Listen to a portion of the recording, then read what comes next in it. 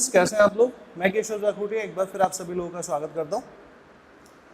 आज हम लोग सॉल्यूशंस चैप्टर में लास्ट कॉलिगेटिव प्रॉपर्टी डिस्कस करने वाले हैं, ऑस्मोटिक प्रेशर। देखिए ऑस्मोटिक प्रेशर क्या होता है। This is the fourth colligative property.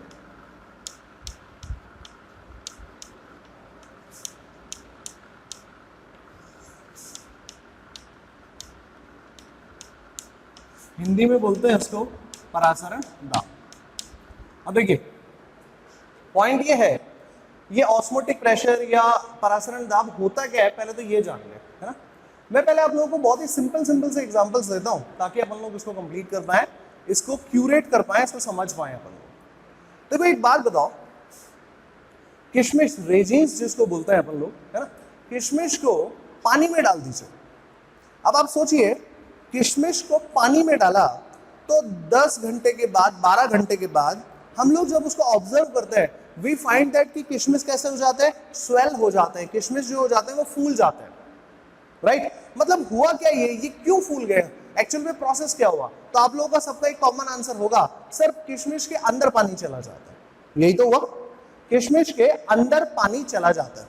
तो मैं एक पॉइंट बोलता हूं कि मान लेते हैं ऑस्मोसिस क्या होता है ना। ऑस्मोसिस, सबसे पहले तो ये टर्म समझनी पड़ेगी जिसको हिंदी में बोलते हैं परासरण। ये टर्म समझनी पड़ेगी, और इस टर्म का जो मतलब है वो ये है, osmosis is defined as the process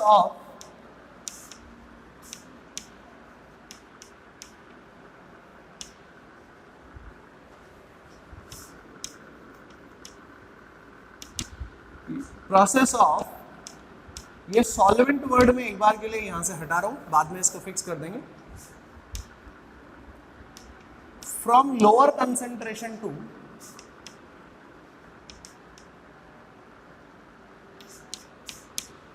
higher concentration.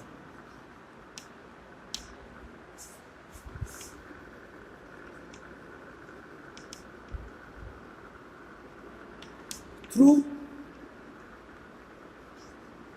Semi permeable membrane.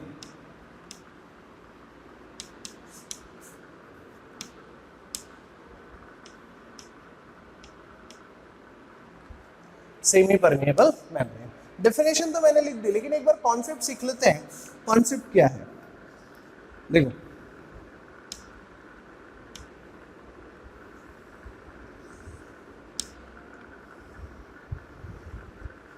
ये कंटेनर हम लोगों ने बनाया, इस कंटेनर में इनिशियली वाटर फिल किया हुआ है।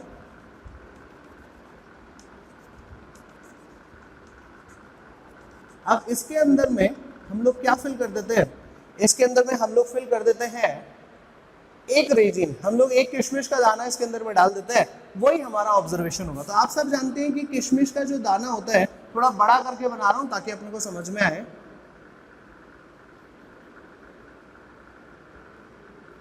उसकी शेप जो होती है वो थोड़ी सी इरेगुलर होती है, राइट। अब देखिए पानी, किशमिश के अंदर का जो मटेरियल है उसको अपन लोग कुछ इस तरह से बना देते हैं कि इसके अंदर का जो भी मटेरियल होगा वो ये होगा, है ना, वो अलग। उससे अपन लोगों ने इसको जस्टिफाई कर दिया कि ये अलग कैटेगरी वाला हो गया, ठीक है। अब मेरे को एक बात बताओ, यहाँ पे आपके सामने तीन चीजें हैं। पहला सॉल्वेंट, और सॉल्वेंट वर्ड अगर मैं नहीं भी यूज करता हूं अभी एक बार समझने के लिए, तो मेरे पास में तीन चीजें हैं। फर्स्ट वाटर, दूसरा रेजिन मॉलिक्यूल्स मतलब किशमिश के पार्टिकल्स, और third semi permeable membrane.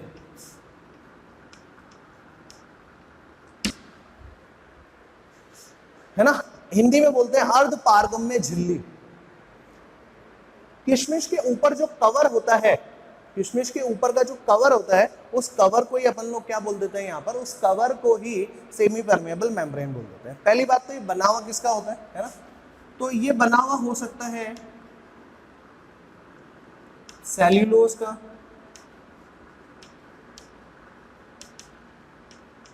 Proteins का, ठीक है।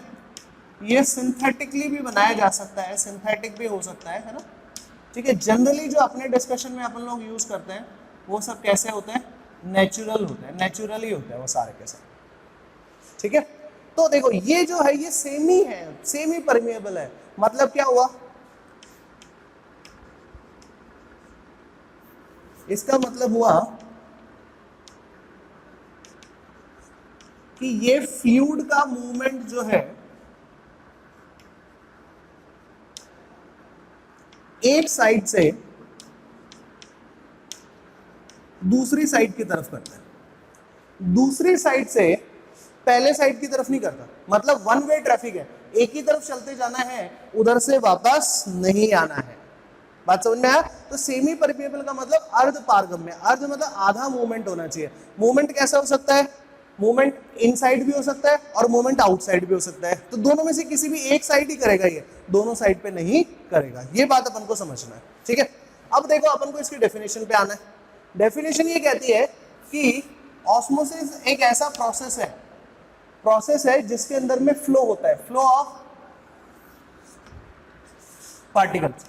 पार्टिकल्स का फ्लो होता है। कौन से पार्टिकल्स का फ्लो होता है वो भी समझ में आ जाएगा। फ्रॉम, कहां से कहां तक जाते हैं पार्टिकल्स, लोअर कंसंट्रेशन से हायर कंसंट्रेशन की तरफ जाते हैं, लोअर कंसंट्रेशन से हायर कंसंट्रेशन की तरफ जाते हैं। अब इस बात को समझो कि लोअर कंसंट्रेशन और हायर कंसंट्रेशन क्या है। पानी की अगर मैं बात करूं तो वाटर तो प्योर है,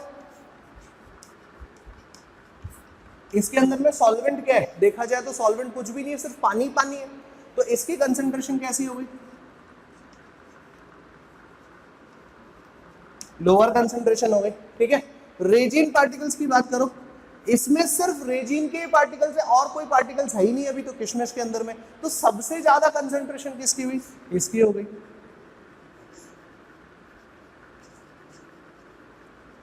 ठीक है। तो देखो पानी कहां से कहां आया, पानी बाहर से पानी इसके अंदर आ गया, और ये रेजिन जो है वो स्वेल हो गया, वो फूल गया, और इसके अंदर में पानी आता गया आता गया आता गया। यही तो हुआ ना, मतलब पानी एक ही तरफ तो आ रहा था। मतलब मान लीजिए कि if this is the semi permeable membrane, तो वाटर का फ्लो यहां से किशमिश की तरफ ही तो होता रहा ना। मान लीजिए बीच में ये सेमी परमिएबल मेम्ब्रेन है, तो बस पानी इधर ही तो आता रहा ना, आता रहा आता रहा आता रहा आता रहा। एक टाइम के बाद बस इसमें इससे ज्यादा पानी नहीं आ सकता, इतना ही पानी आएगा। यही है ना, वो इतना ही पानी आएगा, उसकी क्या स्टोरी है उसकी बात करते हैं, लेकिन उससे पहले आप ये बात समझ लीजिए कि पानी इधर आता रहा है तो वन साइड ही तो आ रहा है, तो इसका मतलब ये परमिएबल, ये मेम्ब्रेन जो है वो कैसी हो गई, सेमी परमिएबल मेम्ब्रेन हो गई है। ये बात अपन को समझ में आया क्या, है ना। ऐसा ही होता है, अपन को इससे भी पता चला कि लोअर कंसंट्रेशन क्या होती है, हायर कंसंट्रेशन क्या होती है। अच्छा कभी मान लो अपन ने अब ऐसा कर तो दिया, अब मैं ये चाहता हूं कि जो पानी एक्स्ट्रा आया है ना उसके अंदर में से, उसको बाहर निकाल दिया जाए। कैसे निकाले, उसको दबा के ऐसा फोड़ देंगे तो फूट जाएगा, वो नहीं, हमको फोड़ना नहीं है, हमको उसको, उसकी मेम्ब्रेन को नहीं तोड़ना है। तो फिर क्या करें, तो अब देखो अब क्या करना है, अब यहां पर आपको दूसरा एक्सपेरिमेंट करना है। दूसरा एक्सपेरिमेंट क्या है, आप देखिए इसको, बहुत आसान है, रेजिन इन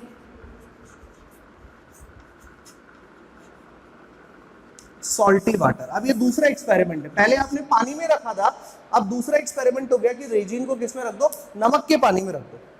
अब रेजिन को अगर आप नमक के पानी में डाल देते हो, एक मिनट, रेजिन को अगर आप नमक के पानी में डाल देते हो तो देखो क्या होता है, रेजिन में पहले से पानी है, पहले से पानी आ गया, तभी तो वो स्वेल हो गया था ना, तो इसका मतलब अब उसके अंदर में सॉल्वेंट के पार्टिकल्स आ गए, तो उसकी कंसंट्रेशन क्या हो गई है, कम हो गई है। तो रेजिन की कंसंट्रेशन क्या हो गई है, अब लोअर कंसंट्रेशन हो गई, ठीक है। और बाहर की तरफ क्या है, सॉल्टी वाटर है, सॉल्ट आपने मिक्स किया है, मतलब उसमें उसकी कंसंट्रेशन क्या हो गई है, ज्यादा हो गई है। तो फिर धीरे धीरे धीरे धीरे धीरे धीरे क्या होगा, इससे सारा पानी निकल जाएगा और किधर चला जाएगा, सॉल्टी वाटर की तरफ चला जाएगा। बोले क्यों, क्योंकि ऑस्मोसिस का मतलब यही होता है कि मूवमेंट किधर से किधर होना चाहिए, लोअर कंसंट्रेशन से हायर कंसंट्रेशन की तरफ पार्टिकल्स का मूवमेंट होना चाहिए। ये बात समझ में आया। अगर आप लोग को लगता है कि इसमें डाउट है तो आज एक काम करके देखना, एक कंटेनर में आप लोग पानी लेना, उसमें किशमिश डाल देना, ये तो पता है कि वो स्वेल हो जाएंगे।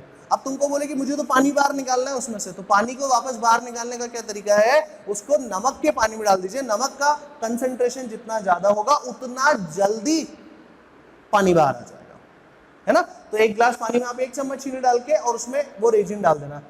थोड़ी देर के बाद जब आप देखोगे 5-6 घंटे के बाद, तो तुम्हें पता चलेगा कि उसमें से सारा पानी निकल गया और रेजिन आपके पास में अवेलेबल हो गया है ना। तो इसका मतलब ऑस्मोसिस का मतलब तो समझ में आ गया कि परासरण का मतलब क्या होता है, क्लियर। अब मैं ये जानना चाहता हूं कि ऑस्मोटिक प्रेशर क्या होता है। तो देखिए ऑस्मोसिस का मतलब तो क्लियर, ऑस्मोटिक प्रेशर का मतलब क्या है ये जानना है ना। अब देखो, अगर इतनी सारी बात समझ में आ गई तो ये मान लीजिए ऑस्मोटिक प्रेशर भी कोई बहुत बड़ा चीज नहीं है, ऑस्मोटिक प्रेशर भी आप लोगों को समझ में आ जाएगा। डेफिनेशन के पॉइंट ऑफ व्यू से बात करता हूं कि ऑस्मोटिक प्रेशर क्या है। ऑस्मोटिक प्रेशर है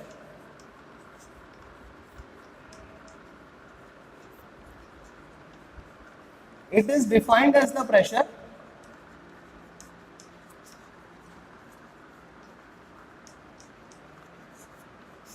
required to stop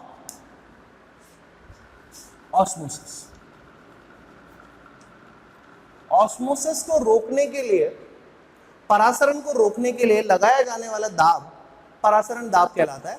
pressure required to stop osmosis is known as osmotic pressure. अब ऑस्मोसिस को रोका कैसे जा सकता है? ऑस्मोसिस का मतलब क्या होता है? Flow of particles from lower concentration to the higher concentration, यही तो मतलब होता है। अब अपन को ये जानना है यार यहाँ पर कि ये जो फ्लो है, ये फ्लो किस तरह से मतलब अपन रोक सकते हैं। तो आप खुद ही देखो, जैसे मान लीजिए एक एग्जांपल है, ये डिस्कशन के लिए मैं आपके पास बना रहा हूं कि ये क्या चीज है, ये है semi permeable membrane, SPM short form में लिख रहा हूं, अर्ध पारगम्य झिल्ली, ठीक। इसके अंदर में क्या है, रेजिन के पार्टिकल्स है,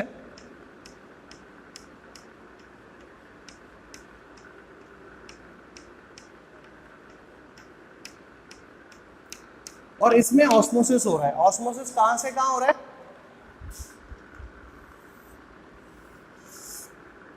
ये पानी के अंदर रखा हुआ है, तो इधर की तरफ क्या मान लेते हैं इसको, ये बाहर की तरफ क्या रखा हुआ है, यहाँ पे पानी रखा हुआ है।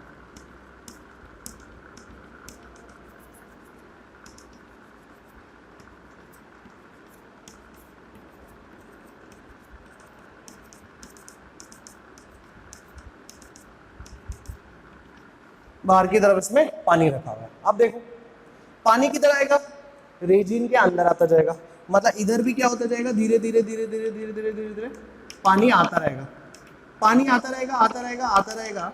तो अब देखो पहले किसके पार्टिकल थे, सिर्फ रेजिन के पार्टिकल्स थे। अब किसके पार्टिकल्स आ गए इसके अंदर में, पानी के पार्टिकल्स भी अंदर आते जा रहे आते जा रहे आते जा रहे। तो एक टाइम के बाद ऐसा हो जाएगा ना कि ये जो रेजिन है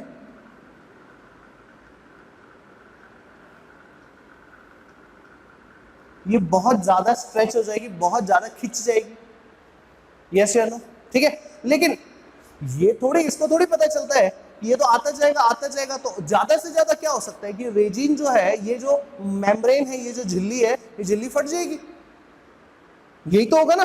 लेकिन ऐसा होता नहीं है जनरली। तो ऐसे पता कैसे चलता है कि ना भाई यहाँ पर इतना ही है। एक सिंपल सा एग्जाम्पल बताता हूँ, कभी कभी एक्सट्रीम क्राउडेड बस में चढ़ जाओ, बहुत ज्यादा भीड़ वाली बस में चढ़ जाओ। एक एग्जाम्पल है, तुम्हारी इच्छा है चढ़ना है कि नहीं चढ़ना है, एग्जाम्पल समझो। मान लो बहुत ज्यादा भीड़ भाड़ वाली बस में हो, तो हर पर्सन क्या चाहता है कि यार नेक्स्ट स्टॉप पे बस रुकेगी तो उससे पहले ही अपन अपनी थोड़ी सी जगह ज्यादा बना लें। मतलब हमें इतनी जगह चाहिए लेकिन हम फिर भी इधर इधर इधर थोड़ी थोड़ी सी जगह ज्यादा बनाना चाहते हैं। क्यों? ताकि नेक्स्ट टाइम पे जो पर्सन आए तो वो हमें उतनी जगह तो मिल ही जाए जितनी चाहिए, ताकि जो एक्स्ट्रा जगह बनाई है वो कवर हो जाए। ठीक है भाई, कुछ लोग और आ गए, बस में कैपेसिटी थी 50 लोगों की, वहां पे अब हो गए 60 लोग, 60 की जगह अब हो गए 70 लोग। रेजिन के अंदर पहले से 50 पार्टिकल मौजूद थे, बाहर से 10 पार्टिकल वाटर के आ गए, कितने हो गए 60, और 10 पार्टिकल आ गए, अब कितने हो गए 70। तो बस में 50 लोगों की कैपेसिटी थी, अब 70 लोग आ गए। इसका मतलब अब बस लगभग मतलब बोलते ना कि बहुत ज्यादा अच्छे तरीके से खचाखच भर गई है। तो अब क्या होगा, 70 से 80 भी आना चाहेंगे, क्योंकि बस तो जिस रूट पे जाती है तो नए नए पार्टिकल्स जो कांटेक्ट में आएंगे, नए नए जो पैसेंजर्स हैं वो तो बस में चढ़ना ही चाहेंगे, है ना। तो ये जो नए नए वाटर के पार्टिकल्स इसके संपर्क में आते हैं वो तो चढ़ना ही चाहेंगे। लेकिन अब देखो, बस ड्राइवर को कोई मतलब नहीं, बस कंडक्टर को कोई मतलब नहीं, क्योंकि बस ड्राइवर को बस चलानी है, बस कंडक्टर को तो जो पैसेंजर आएगा उससे पैसे लेने हैं, यही है ना उनका। लेकिन अंदर वाले जो लोग हैं, 70 लोग जो हैं, अब वो धीरे धीरे अपोज करना शुरू करेंगे, है ना, विरोध करना शुरू करेंगे कि भैया बस तो पूरी भरी हुई है, भैया बस तो पूरी भरी हुई है, कहां पे बिठाओगे अंदर लोगों को, अंदर खड़े होने की जगह तो नहीं है, बोलेंगे ऐसा।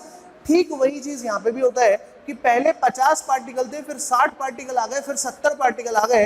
अब ये जो अंदर के 70 पार्टिकल हैं वो मिलके विरोध कर रहे हैं, मिलके अपोजिशन कर रहे हैं कि ये जो पार्टिकल्स है, ये जो बाहर की तरफ इनकमिंग पार्टिकल्स है, जो अंदर की तरफ आना चाहते हैं, उनको आने से रोकेंगे, उनको आने से रोकेंगे। तो इसका मतलब प्रेशर कौन लगा रहा है? प्रेशर लगा रहा है अंदर वाले पार्टिकल्स। किस चीज के लिए प्रेशर लगा रहे हैं? ताकि बाहर वाले पार्टिकल जो है वो अंदर ना आए, बाहर वाले पार्टिकल्स जो है वो अंदर ना आए, यही होगा ना।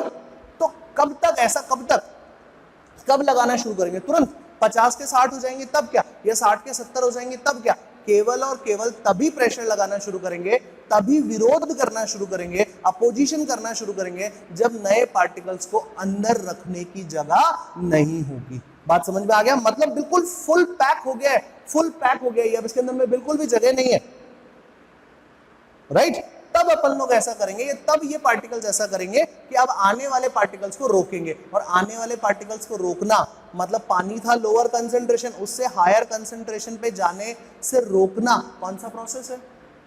ऑस्मोसिस। तो ऑस्मोसिस को ही तो रोक रहे हो।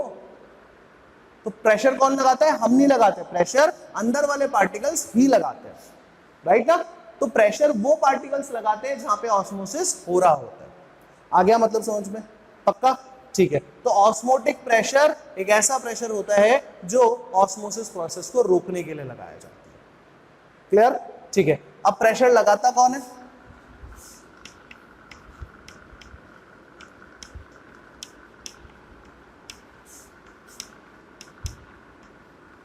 Pressure is applied by solute and solvent particles.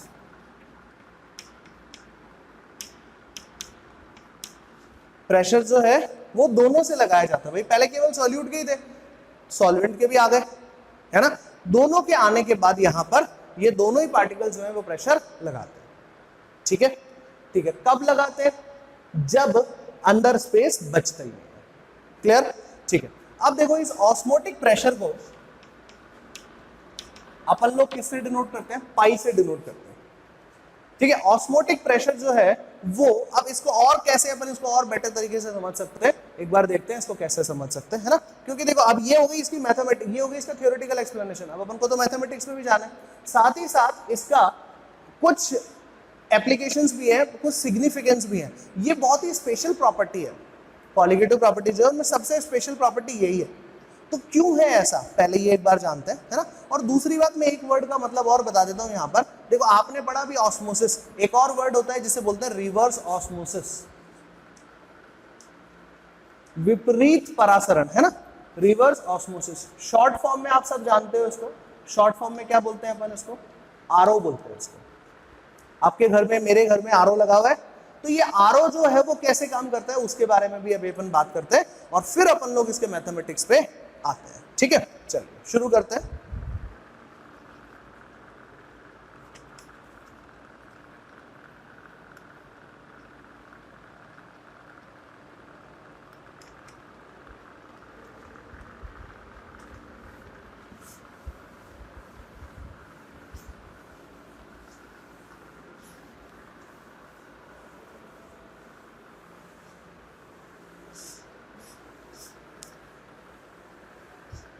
देखो अब डिस्कशन करते हैं फटाफट से आरओ के बारे में।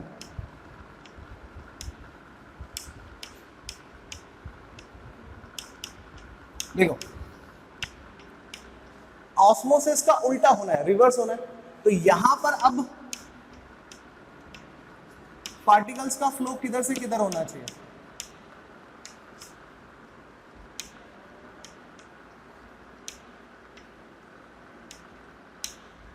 हायर कंसंट्रेशन से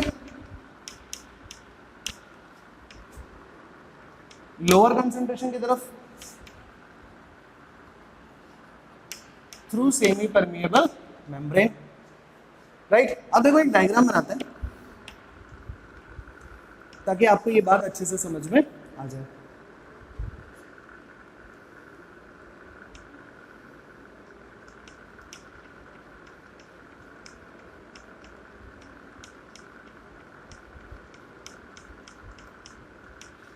ये क्या चीज है? सेमी परमिएबल मेम्ब्रेन, ठीक।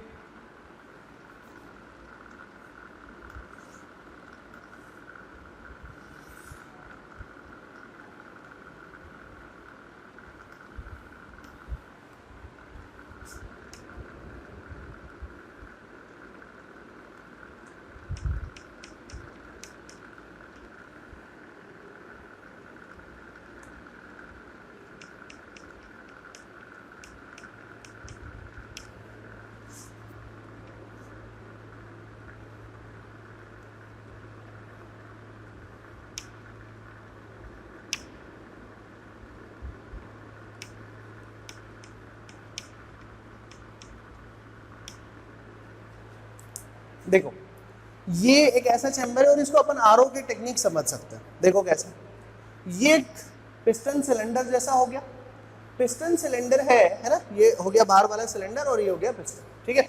ये यहीं तक मूवमेंट कर सकता है, बस इससे ज्यादा मूव नहीं कर सकता है, इससे ज्यादा नीचे नहीं आ सकता। अब देखो यहां से क्या किया हम लोगों ने, पानी को अलाउ किया, सिलेंडर ऊपर गया, पानी अंदर आना शुरू हुआ। अभी इस टाइम पे सिलेंडर का कोई काम नहीं है, सिलेंडर को उठा के एकदम ऊपर रख दीजिए, ये लीजिए। ये समझाने का तरीका है। आप बोलोगे हमारे आरओ में ये सिलेंडर कहाँ होता है, तो वो भी मैं आपको समझाऊंगा, एक बार पहले समझिए। इसको उठा के एकदम ऊपर रख दीजिए, यहाँ पर पानी को अंदर आने दीजिए, आने दीजिए, आने दीजिए, ठीक है। पानी अंदर आता जाएगा, आता जाएगा, पानी यहाँ पे पूरी तरह से फिल होने लगेगा।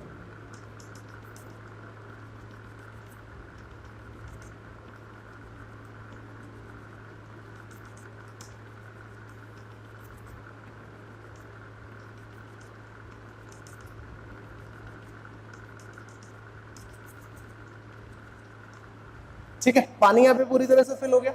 अब देखिए इस पानी में, ये वो पानी है जो अपन को फिल्टर करना है। आरओ में पानी फिल्टर ही तो होता है, ये वो पानी है जिसको अपन को फिल्टर करना है। अब धीरे धीरे आपने क्या किया, ये पानी आ गया। अब आपने क्या किया, इस पंप को, इस सिलेंडर को, पिस्टन को नीचे की तरफ लेके आया, है ना। पिस्टन नीचे की तरफ आ रहा है, पिस्टन नीचे की तरफ आ रहा है तो पिस्टन यहाँ पे आ जाएगा। अब पिस्टन कैसे आता है, आप इलेक्ट्रिसिटी यूज करते हो, तो इलेक्ट्रिसिटी की हेल्प से यहाँ पर क्या होता है, ये पिस्टन ऐसा अप डाउन मूव कर सकता है, ऊपर नीचे मूव कर सकता है, ठीक है। ये नीचे की तरफ आता है, तो नीचे की तरफ आता है तो यहाँ पानी पे प्रेशर लगता है क्या, पानी पे प्रेशर लग रहा है, इधर पानी पे प्रेशर लग रहा है, तो पानी अब अपना प्रेशर किस पे लगाएगा, सेमी परमिएबल मेम्ब्रेन पे लगाएगा। सेमी परमिएबल मेम्ब्रेन क्या करेगी, पानी को, अब देखो इधर कंसंट्रेशन ज्यादा है, इधर तो कुछ है ही नहीं, तो ये तो लो कंसंट्रेशन हो गया, ये हाई कंसंट्रेशन हो गया, तो पानी क्या करेगा, इधर की तरफ जाने लगेगा। तो इधर की तरफ पानी अगर जाने लगेगा तो यहां पर क्या होगा, धीरे धीरे धीरे धीरे धीरे धीरे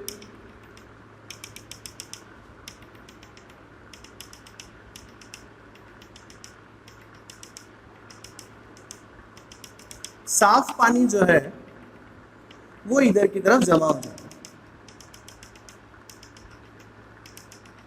अभी तक अपन लोगों ने क्वालिटेटिव प्रॉपर्टी की कोई बात नहीं की है, अभी तक सिर्फ अपन लोग अपना कॉन्सेप्ट सीख रहे हैं, ऑस्मोसिस क्या होता है, ऑस्मोटिक प्रेशर क्या होता है, रिवर्स ऑस्मोसिस क्या होता है, ये चीज अपन को जाननी है। अब देखो यहां से हाई कंसंट्रेशन, ये वाला जो पानी है वो कैसा है, हाई कंसंट्रेशन वाला, ये जो है वो कैसा है, लोअर कंसंट्रेशन वाला, ठीक है। लोअर कंसंट्रेशन का मतलब इसके अंदर में डिसॉल्व पार्टिकल्स कम है, इसके अंदर में इंप्योरिटीज कम है, तो हमें तो साफ पानी चाहिए ना। अपनी भाषा में क्या बोल सकते हैं इसको, फिल्टर वाटर बोल सकते हैं। यहाँ पे क्या बोल सकते हैं, है ना। टैप वाटर, जो नल वाला पानी होता है वो ये होता है, ठीक है। तो इसका मतलब कचरा कहाँ रह गया, कचरा इस सेमी परमिएबल मेम्ब्रेन में रह गया। थोड़े दिनों तक चलता रहता है, चलता रहता है, चलता रहता है, यहाँ से अपन पानी को बाहर निकाल सकते हैं, राइट। चलता रहेगा, चलता रहेगा, थोड़े दिनों के बाद में ये खराब भी हो जाता है ना। तो देखो रिवर्स ऑस्मोसिस का सिंपल मतलब है खराब हो जाता है, क्या करना है वो सब अपन सब जानते हैं, बट पॉइंट ये है कि यहां पर पार्टिकल्स का फ्लो कहां से कहां होना चाहिए, हायर से लोअर पे। तो याद रखना हायर से लोअर की तरफ जब पार्टिकल्स जाएंगे थ्रू सेमी परमेबल मेम्ब्रेन, तो वो उसको क्या बोलेंगे अपन, रिवर्स ऑस्मोसिस, ठीक है, रिवर्स ऑस्मोसिस बोलेंगे। और रिवर्स ऑस्मोसिस कराने के लिए याद रखना, रिवर्स ऑस्मोसिस कराने के लिए आपको क्या लगाना पड़ता है, प्रेशर लगाना पड़ता है, ठीक है। और ऑस्मोसिस को रोकने के लिए प्रेशर लगाना पड़ता है, या उल्टा है, रिवर्स ऑस्मोसिस खुद से नहीं होता है, इसको करने के लिए प्रेशर लगाना पड़ेगा, मतलब एक्सटर्नल एनर्जी चाहिए। ऑस्मोसिस खुद से हो जाता है, लेकिन उसको रोकना है तो प्रेशर लगाना पड़ेगा, लगाते हैं ना प्रेशर, अभी भी तो सीखा था अपन लोगों ने। तो दोनों में ये डिफरेंस है, reverse osmosis is not a spontaneous process, खुद से होने वाली प्रक्रिया नहीं है, उसके लिए हमको प्रेशर लगाना पड़ेगा, उसके लिए हम लोगों को एक्सटर्नल एनर्जी लगानी पड़ेगी। क्लियर, ये बात अपन को समझ में आई कि नहीं, पहले तो ये बताओ, यहां तक क्लियर है। अब देखो बस अपन फटाफट से दो तीन टर्म की बात कर लेते हैं, ये अपनी एडिशनल नॉलेज है ना। इसका इसके ऊपर कोई थ्योरी में क्वेश्चन बन सकता है बोर्ड में, वैसे कोई ज्यादा क्वेश्चन इस पे बनते नहीं है। अब देखो अपन लोगों के पास में तीन तरीके के सॉल्यूशंस होते हैं। पहला सॉल्यूशन होता है आइसोटोनिक, इसको हिंदी में बोलते हैं समपरासरी विलयन। दूसरा होता है हाइपोटोनिक सॉल्यूशन, और तीसरा होता है हाइपरटोनिक सॉल्यूशन। अल्प परासरी और इसको बोलते हैं अति परासरी। क्या मतलब है एक बार देख लीजिए, बहुत आसान है, कोई डिफिकल्टी इसके अंदर में नहीं है। देखो कैसे, ये तीनों के बारे में अब अपन जानना चाह रहे हैं कि तीनों हैं क्या, देखते हैं एक बार।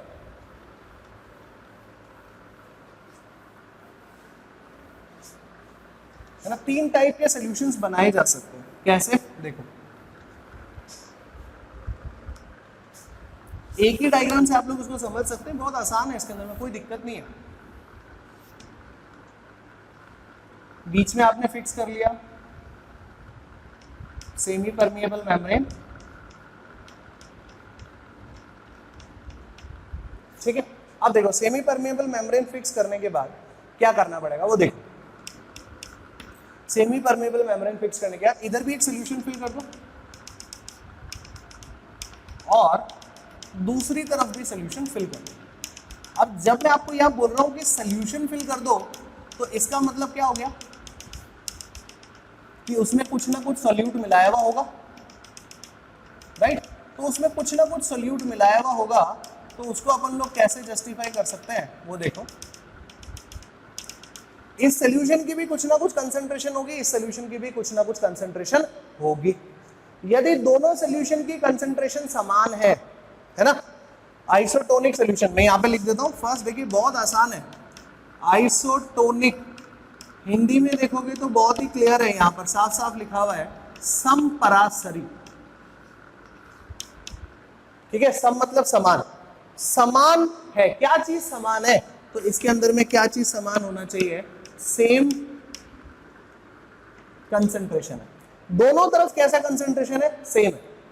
ये तो है एसपीएम। तो अब आप मुझे बताओ, अगर दोनों तरफ सेम कंसंट्रेशन है तो क्या ऑस्मोसिस होगा, क्या नहीं होगा, क्योंकि ऑस्मोसिस तो तभी हो सकता है जब लोअर से हायर की तरफ मूवमेंट होता है। यहाँ तो दोनों तरफ कंसंट्रेशन क्या है, समान है, तो दोनों तरफ का दाब भी समान है। मतलब अगर पार्टिकल इधर आना चाहेगा तो इधर वाले पार्टिकल रोकेंगे, और अगर पार्टिकल इधर से इधर जाना चाहेगा तो ये वाले पार्टिकल्स क्या करेंगे, इसको आने से रोकेंगे। इसका मतलब दोनों साइड का जो प्रेशर है वो कैसा हो गया, सेम हो गया। तो मतलब सेम कंसंट्रेशन होती है और सेम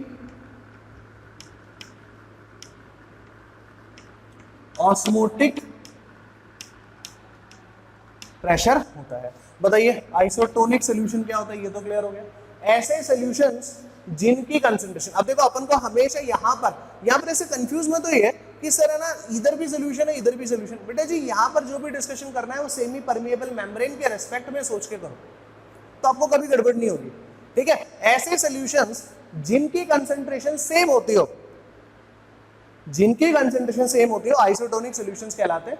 और यहां पर ऑस्मोटिक प्रेशर जो होता है वो दोनों का सेम होता है, राइट। दूसरा पार्ट देखो, दूसरा मेरे पास है हाइपोटोनिक। अब देखो इसके अंदर में इसके नाम देखें तो इसका नाम है अल्प परासर।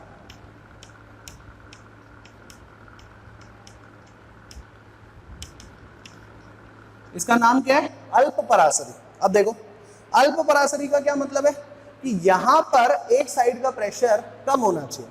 तो प्रेशर जो है वो कम होना चाहिए, लेकिन इसको आप ऐसे समझो, प्रेशर तो बाद में देख लेंगे। पहले देखो हाइपोटोनिक का मतलब होता है एक सॉल्यूशन जो है वो कैसा होना चाहिए, लेस कंसंट्रेशन वाला होना चाहिए। मान लो कि ये फर्स्ट नंबर का सॉल्यूशन है और ये सेकंड नंबर का सॉल्यूशन है, तो इस सॉल्यूशन की कंसंट्रेशन क्या होनी चाहिए, कम होनी चाहिए। इसकी कंसंट्रेशन कम, इसकी कंसंट्रेशन ज्यादा, तो लोअर कंसंट्रेशन से हायर कंसंट्रेशन की तरफ मूवमेंट हो रहा है, क्या हो रहा है। तो अब देखो ऐसा सॉल्यूशन जिसकी कंसंट्रेशन कम होती है उस सॉल्यूशन को क्या बोलते हैं, हाइपोटोनिक सॉल्यूशन बोलते हैं, अल्प परासरी बोलते हैं। पॉइंट समझना मेरी बात, अगर ये अल्प परासरी है तो यहां से पार्टिकल्स का मूवमेंट हो रहा है ना, राइट। तो याद रखना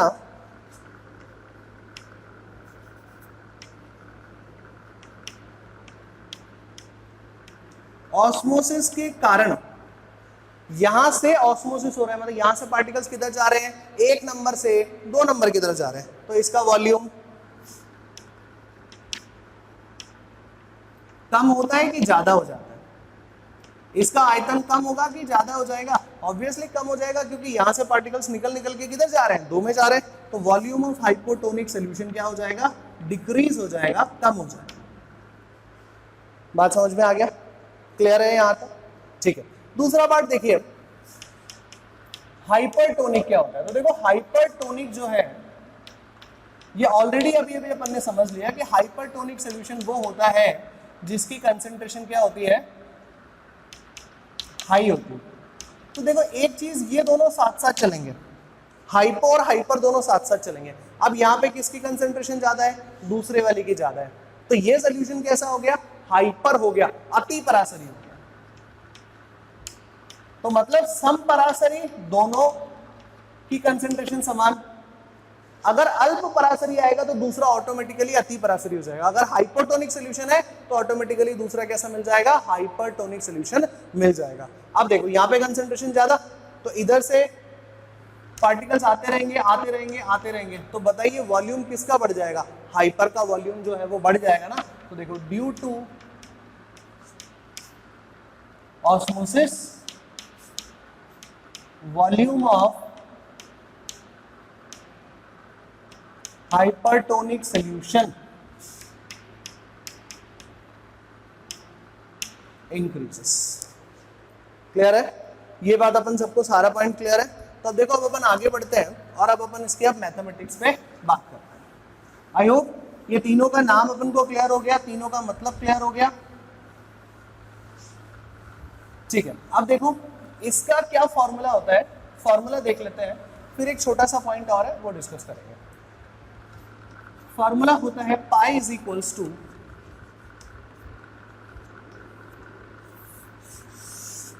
CRT, pi is equals to CRT। अब बोले ये कैसा फॉर्मूला है, तो देखो पाई जो है कंसंट्रेशन पे डिपेंड करेगा, ऑस्मोटिक प्रेशर कंसंट्रेशन पे डिपेंड करेगा, और साथ ही साथ वो किस पे डिपेंड करता है, टेम्परेचर पर भी डिपेंड करता है ना। तो देखो C का मतलब हो गया कंसंट्रेशन, और मैं आपको बता दूं कि इस कंसंट्रेशन की जो यूनिट होनी चाहिए वो मोल पर लीटर होनी चाहिए। आसान भाषा में बात करें तो इसको अपन लोग मोलैरिटी भी तो बोल सकते हैं, ठीक है। R मतलब हो गया यहां पर यूनिवर्सल गैस कांस्टेंट, ठीक है। अब इसकी कौन सी वैल्यू यूज करनी है आप लोगों को यहाँ पर, वो अभी देखते हैं इसकी कौन सी वैल्यू यूज करनी है, ठीक है। T मतलब हो गया टेम्परेचर, और ये टेम्परेचर ऑफ द सोल्यूशन जो है वो हमेशा केल्विन में ही होना चाहिए। पाई क्या है, पाई है मेरा ऑस्मोटिक प्रेशर, ठीक है। अब आप बताइए आर का कौन सा वैल्यू यूज करें, तो मान लीजिए पाई का वैल्यू ऐसा एटीएम में गिवन है, तो आप लोग एक टर्म पढ़ के आए 0.0821 लीटर एटीएम पर मोल पर केल्विन, आर का ये वैल्यू यूज कर सकते हैं, राइट।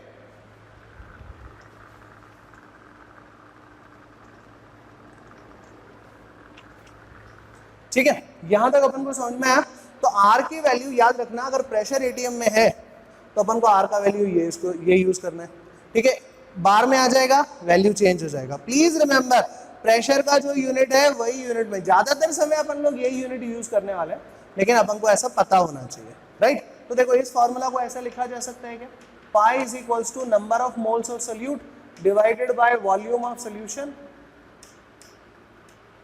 इधर आ जाएगा आर, इधर आ जाएगा टी, राइट। इधर देखिए गिवन मास अपॉन में मॉलिक्यूलर मास, यहाँ पे वॉल्यूम लिख दीजिए, वॉल्यूम अगर मिलीलीटर में लिख रहे हो आप लोग यहाँ पर, तो इधर भी क्या हो जाएगा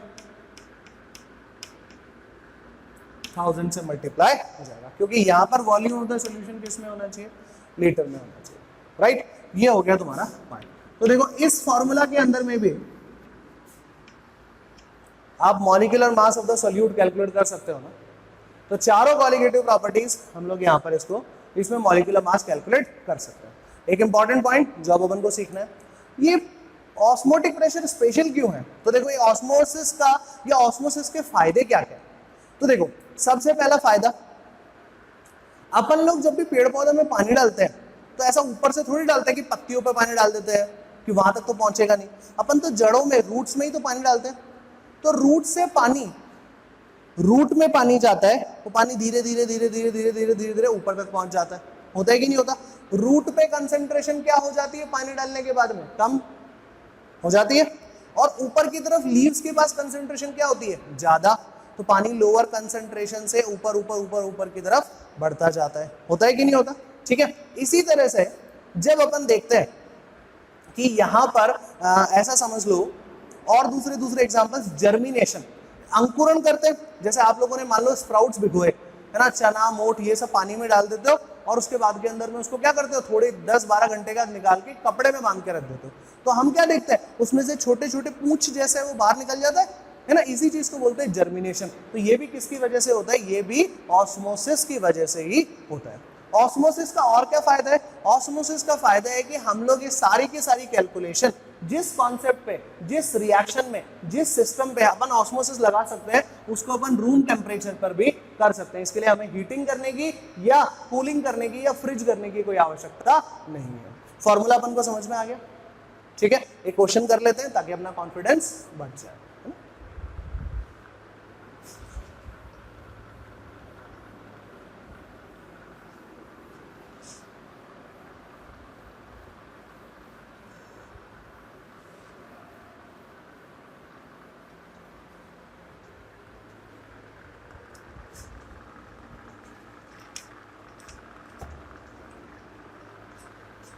Question number 1,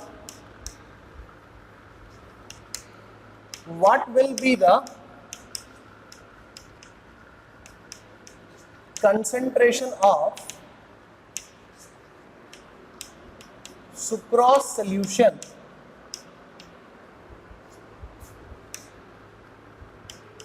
which develops an osmotic pressure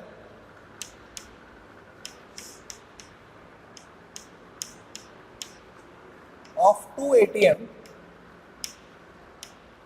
at 27 degree Celsius. देखिए जनरली जो गिवन है वो फटाफट लिख लेते हैं। जो गिवन है वो है pi is equals to 2 atm और टेम्परेचर इज इक्वल्स टू 27, लेकिन इसको केल्विन में कन्वर्ट करना है तो हमने इसमें कितना ऐड कर दिया, 273 ऐड कर दिया। अगला पार्ट देखिए, अगला पार्ट है आर का वैल्यू एटीएम में गिवन है, इसलिए 0.0821 लीटर एटीएम पर मोल पर केल्विन। क्लियर? फॉर्मूला है मेरे पास में pi is equals to CRT। आपको तो कंसंट्रेशन ही कैलकुलेट करनी है तो डायरेक्टली कर सकते हैं, तो यहाँ पे हो गया 2 is equals to concentration multiplied by 0.0821 into 300, right. तो कंसंट्रेशन की जो वैल्यू आएगी यहाँ पर, वो कंसंट्रेशन की वैल्यू आ जाएगी 0.081 कैपिटल एम इसलिए लिख रहा हूं, आप चाहें तो इस कैपिटल एम की जगह पर मोल पर लीटर भी लिख सकते हैं, राइट। तो देखिए कितने सिंपल क्वेश्चंस हैं ऑस्मोटिक प्रेशर के। तो ऑस्मोटिक प्रेशर के क्वेश्चंस जनरली सिंपल ही होंगे, ये बात अपन को ध्यान रखनी है ना। अब आप लोग बाकी के क्वेश्चंस अपने जो डीपीपी में गिवन है उसको आप लोग कंप्लीट करिए, और इस तरह से अपन लोगों ने सोल्यूशन वाले चैप्टर का सेकंड पार्ट जो है, मैंने आपको बताया था कि फर्स्ट पार्ट के अंदर में अपन बेसिक समझते हैं, सेकंड पार्ट जो है वो क्वालिटेटिव प्रॉपर्टीज का है। तो क्वालिटेटिव प्रॉपर्टीज का नियरली 60% पार्ट अपन लोगों ने कंप्लीट कर लिया है। ज्यादातर समय क्वेश्चंस यहीं से बनेंगे। अब जो 40% बचा है उसको आप ऐसे ही लास्ट टॉपिक छोड़ के समझ के उसको छोड़ना नहीं है। लास्ट टॉपिक जो है वो बहुत इंपॉर्टेंट है, तो अपन लोग अपकमिंग लेक्चर्स के अंदर में वो जो लास्ट पार्ट बचा हुआ है इस चैप्टर का वो करेंगे। और मान के चलिएगा ये लास्ट पार्ट समझ में ही तब आएगा जब आप लोगों ने यहाँ तक पूरा पढ़ लिया है। तो यहाँ तक के क्वेश्चंस डीपीपी कॉन्सेप्ट सब कंप्लीट करके रखेंगे, उसके बाद अपन लोग नेक्स्ट लेक्चर पे आएंगे। ठीक है, that's all for this lecture. Thank you very much.